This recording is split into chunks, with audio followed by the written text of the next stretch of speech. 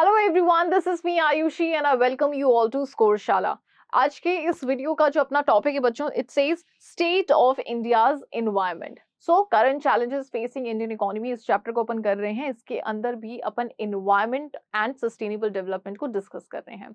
सो यहाँ पे अपन जो अपना करंट स्टेट है हमारी कंट्री के एनवायरनमेंट का, उसको अपन डिस्कस करने वाले हैं। ओके, सो चलिए इसको अपन स्टार्ट करते हैं। जो first point it says natural endowment is getting excessively exploited exceeding the rate of regeneration। तो देखो बच्चों, इस चैप्टर का जो फर्स्ट वीडियो था उसके अंदर अपन ने एक चीज पढ़ी थी, that rate of regeneration and rate of absorption. ठीक है, मतलब जो हमारे नेचुरल रिसोर्सेज हैं वो किस गति से रीजनरेट हो रहे हैं और उनका किस गति से यूज हो रहा है। अगर उनका यूज ज्यादा तेजी से हो रहा है वो इतना तेजी से रीजनरेट नहीं हो पा रहे, तो ये हम ट्रबल में हैं। और वही करंट सिचुएशन है हमारे कंट्री के एनवायरनमेंट की, कि जो हमारे नेचुरल रिसोर्सेज का जो यूज है वो तो एक्सेसिव हो रहा है, एक्सेसिवली हम उसे एक्सप्लॉइट कर रहे हैं, लेकिन जो रीजनरेशन वो उतना नहीं हो पा रहा है ना। Production and consumption waste are being generated beyond the absorption capacity of the environment.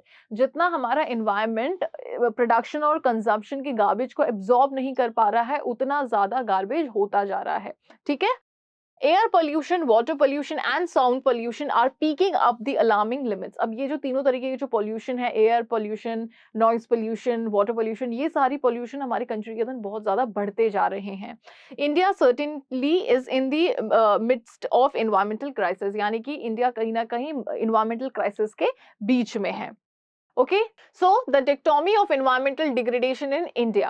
The environmental degradation in India points to a paradoxical situation in a country.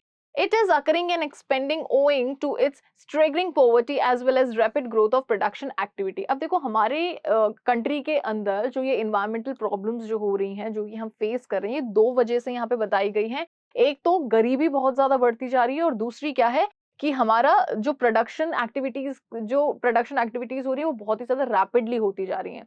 हमें ये पता है कि जितना ज्यादा प्रोडक्शन होगा उतना ज्यादा एनवायरनमेंट को कहीं ना कहीं हार्म पहुंचेगा। और दूसरी चीज पॉवर्टी, जितनी ज्यादा गरीबी होगी उतना ज्यादा भी हमारे एनवायरनमेंट को हार्म पहुंचेगा, क्योंकि हमारी पॉपुलेशन, मतलब जो टोटल पॉपुलेशन है उसके अंदर कितने लोग बिल्कुल एब्सोल्यूट पुअर हैं। अब जो लोग बिल्कुल एब्सोल्यूट पुअर हैं वो क्या करते हैं कि वो जैसे सपोज करो कि फॉरेस्ट से ही उन्होंने लकड़ियां काट ली और फिर उसको बेच करके अपने जो लाइवलीहुड है वो अर्न कर ली। तो इस तरीके की एक्टिविटीज से क्या हो रहा है कि कहीं ना कहीं हमारा एनवायरनमेंट बहुत ज्यादा इम्पैक्ट कर रहा है।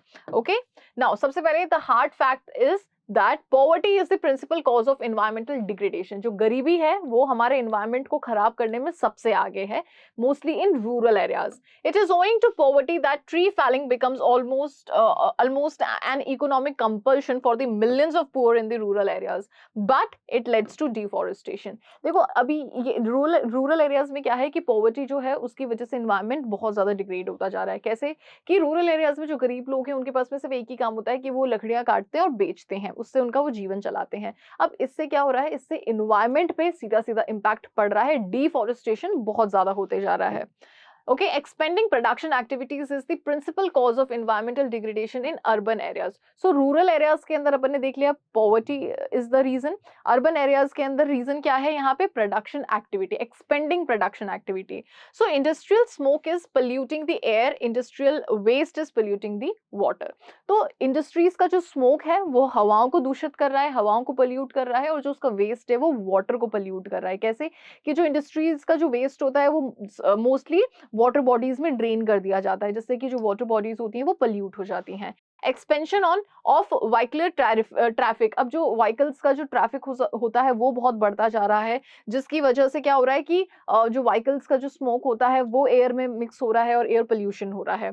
In the wake of expanding production activity it is generated noise pollution. अब इन व्हीकल की वजह से नॉइज पोल्यूशन भी बढ़ता जा रहा है, besides contributing to the air pollution and global warming. So air pollution के साथ साथ में नॉइज पोल्यूशन भी बढ़ता जा रहा है और ग्लोबल वार्मिंग भी बहुत ज्यादा बढ़ रही है। नाउ अब अपन यहाँ पे बात करेंगे कि that how to save environment. अब इस एनवायरनमेंट को अपन किस तरीके से सेव कर सकते हैं। सो सोशल अवेयरनेस, सबसे पहली चीज तो ये है कि सोशल अवेयरनेस जितना हो सके उतना ज्यादा सोसाइटी के अंदर अवेयरनेस अपन को फैलानी है।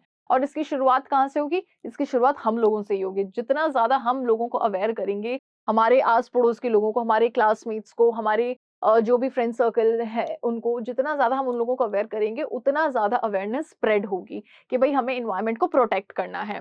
So this is an urgent need to spread social awareness about the dangers of pollution. अब सोशल अवेयरनेस काय की आप स्प्रेड करोगे? सबसे पहले तो कि भाई ये जो पोल्यूशन है इसके कितने क्या-क्या डेंजर, मतलब ये किस हद तक डेंजर।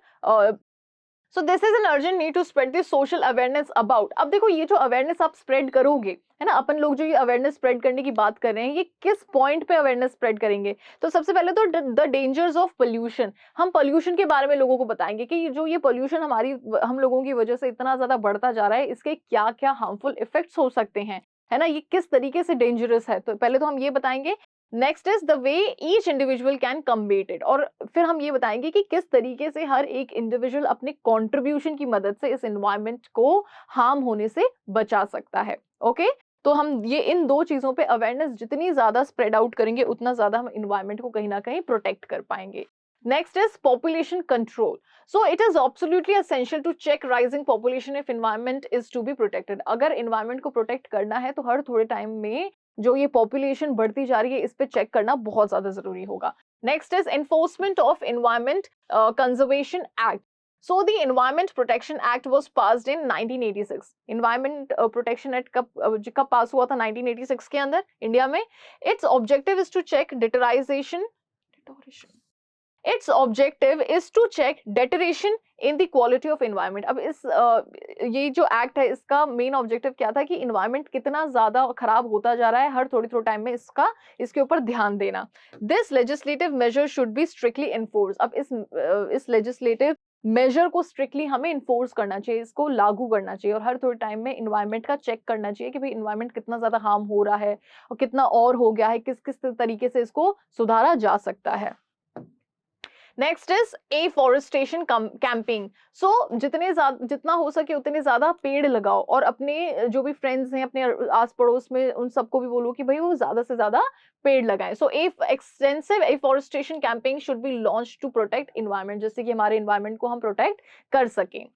फिर आता है water management. So river water should be kept clean. अब जो रिवर वाटर है उसको बिल्कुल क्लीन रखना चाहिए, और एक प्रोविजन निकाल देना चाहिए कि a provision should be made to supply clean drinking water to the rural people। और एक प्रोविजन बिल्कुल बना देना चाहिए, निकाल देना चाहिए कि जो रूरल एरियाज के अंदर जितने भी लोग रहते हैं उन सभी को क्लीन वाटर सप्लाई होगा उनके ड्रिंकिंग पर्पस के लिए। Okay, next is control over industrial and agricultural pollution. Now, it is essential for environmental protection that air and water pollution caused by industrial development are managed and controlled. अब industrial development की वजह से जो ये air pollute हो रही है, जो ये water pollute हो रहा है, इस पे भी हमें ध्यान देना है।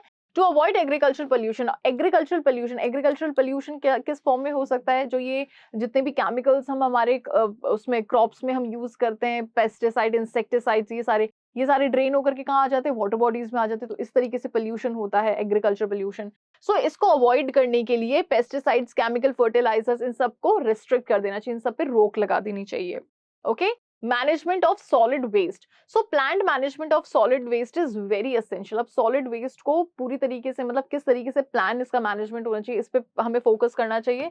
It should be treated chemically, उसको केमिकली ट्रीट करना चाहिए। Rural garbage should be converted into compost. और जो रूरल एरियाज का जो गार्बेज होता है, मोस्टली रूरल एरियाज का जो गार्बेज होता है वो जैसे जो भी वहां पे एनिमल्स होते हैं उनका वेस्ट होता है ना, एग्रीकल्चरल वेस्ट होता है, तो इसको कंपोस्ट के रूप में हमें यूज लेना चाहिए, क्योंकि वो एज अ मैन्योर भी उसको यूज किया जा सकता है। Okay, next is improvement in housing. So houses should be neat and clean. जो हमारे घर होते हैं वो बिल्कुल नीट एंड क्लीन होने चाहिए। Slums should be replaced by Airy and well lighted dwelling house. जो भी स्लम एरियाज हैं उनकी जगह पे, जो स्लम एरिया गंदे होते हैं उनकी जगह पे अच्छे खासे घर बना देने चाहिए। Let us not offer others the opportunity calling as slum dogs. और ये बहुत अच्छी लाइन है कि हम किसी और को ये अपॉर्चुनिटी ना दें कि उन स्लम एरियाज को वो स्लम डॉग्स बोल करके एड्रेस करें। ओके, अब यहाँ पे ये जो स्लम डॉग्स बोला गया था, ये पता है क्यों बोला गया था? ये इसलिए बोला गया था क्योंकि जो स्लम एरियाज होते हैं वो इतने गंदे होते हैं, वो इतने वहाँ पे अनटाइडी होते हैं, वहाँ पे जो रहने वाले लोग होते हैं वो बिल्कुल अनटाइडी होते हैं, उनके पास में किसी भी तरीके की प्रॉपर फैसिलिटीज नहीं होती, छोटे छोटे से कमरे होते हैं, उसी में बहुत सारे लोग रह लेते हैं। तो वो वहाँ का जो वाइब होती है ना वो बहुत ही खराब होती है, इसलिए उसको स्लम डॉग्स बोल करके रिप्रेजेंट किया जाता है। तो इसको अपन सुधार करके ये जो अपन बोलते हैं ना स्लम डॉग्स, इसको एड्रेस ऐसे ना करके इनको प्रॉपर हाउस भी हम बोल सकते हैं। ओके, सो यहाँ पे आपका ये जो टॉपिक है वो कंप्लीट होता है। तो मुझे ऐसा लगता है ये टॉपिक आपको अच्छे से समझ में आ गया होगा। कहीं पे कोई भी डाउट है, do let me know in the comment section. Video अच्छा लगा है तो उसको वीडियो को लाइक करना, चैनल को सब्सक्राइब करना और इस वीडियो को शेयर करना। Thank you so much.